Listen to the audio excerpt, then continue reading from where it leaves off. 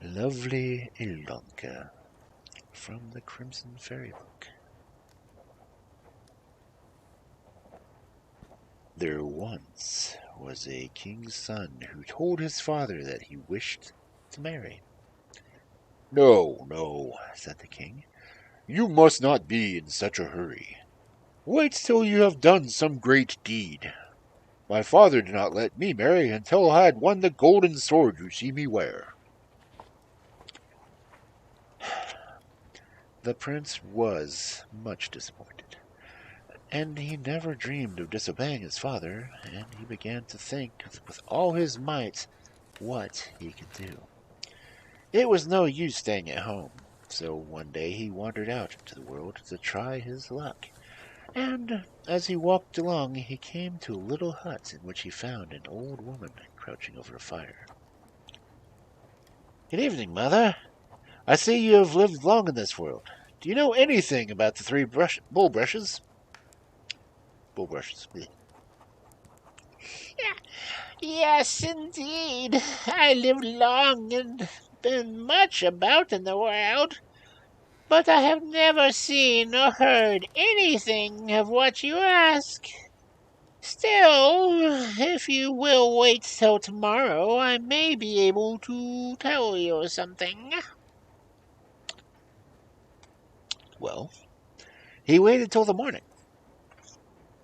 and quite early the old woman appeared and took out a little pipe and blew into it. And in a moment, all the crows in the world were flying to her. Not one was missing. That's a lot of crows. Then she asked if they knew anything about the three bulrushes, but not one of them did. The prince went on his way, and a little further on he found another hut, in which lived an old man. On being questioned, the old man said he knew nothing, but begged the prince to stay overnight. And the next morning the old man called all the ravens together, but they too had nothing to tell. The prince bade him farewell and set out. He wandered so far that he crossed 7 kingdoms. Oh, 7 of them. And at last, one evening, he came to a little house in which was an old woman. "Good evening, dear mother," he said politely. "Good evening to you, my dear son," answered the old woman. "It is lucky for you that you spoke to me, or you would have met a horrible death. But may I ask where you are going?" "I am seeking the 3 bulrushes. Do you know anything about them?" "I don't know anything myself, but wait till tomorrow. Perhaps I can tell you then." So the next morning she blew on her pipe, and lo and behold, every magpie in the world flew up. That is to say, all the magpies except one, who had a broken leg and a wing. The old woman sent after it at once, and when she questioned the magpies, the crippled one was the only one who knew where the 3 bulrushes were. Then the prince started off with the lame magpie. They went on till they reached a great stone wall, many, many feet high. "Prince," said the magpie, "the 3 bulrushes are behind that wall." The prince wasted no time. He set his horse at the wall and leaped over it. Then he looked about for the 3 bulrushes, piled them up, and set off with them on his way home. As he rode along, one of the bulrushes happened to knock against something. It split open, and only sprang out a lovely girl, who said, "My heart's love, you are mine, and I am yours. Do give me a glass of water." But how could the prince give it to her when there was no water in? So the lovely maiden flew away. He split the second bulrush as an experiment, and just the same thing happened.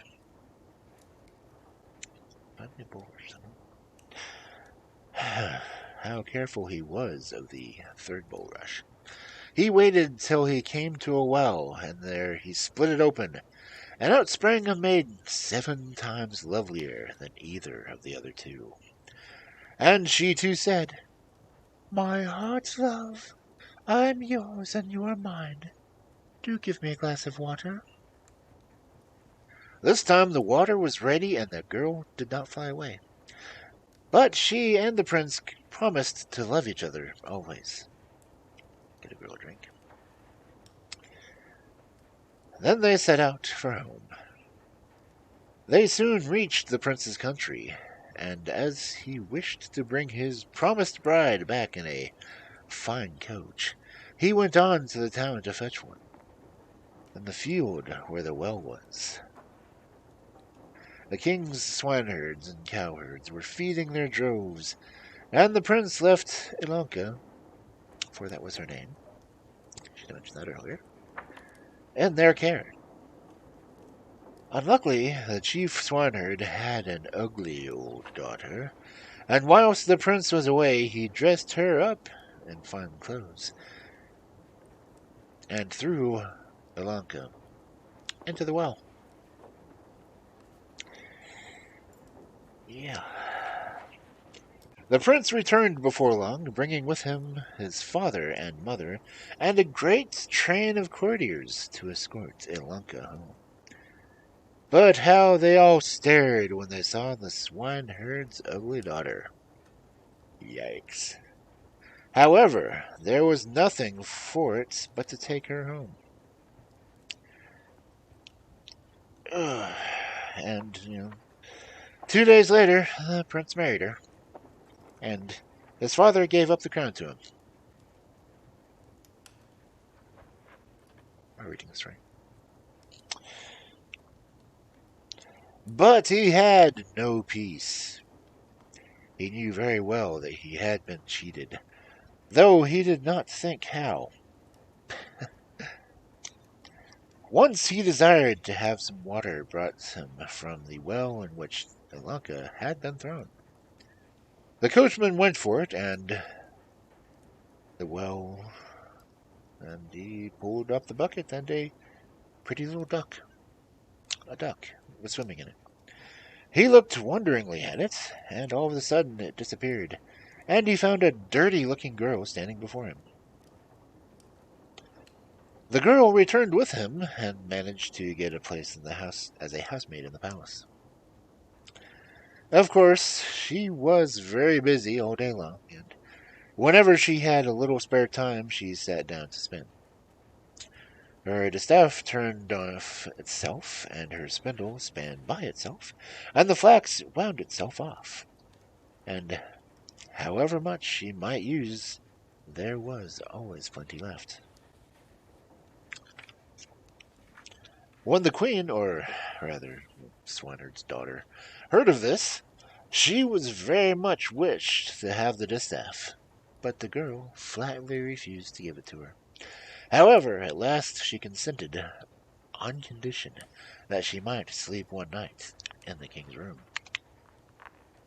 The queen was understandably very angry, and scolded her well, but as she longed to have the distaff, she consented, though she gave the king a sleeping draught at supper. Anti-Magra. Then the girl went to the king's room, looking 7 times lovelier than ever. She bent over the sleeper and said, "My heart's love, I am yours and you are mine. Speak to me but once, I am your Ilonka." But the king was so sound asleep, he neither heard nor spoke, and Ilonka left the room, sadly thinking he was ashamed to own her.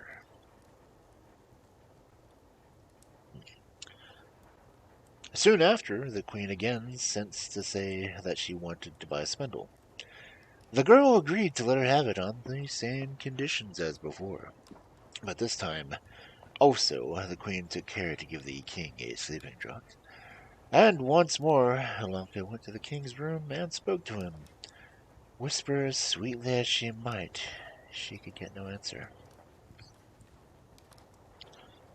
Now, mind you, the king had some servants, and they had taken note of the matter, and warned their master not to eat or drink anything that the queen offered him. As for 2 nights running, she had given him a sleeping draught.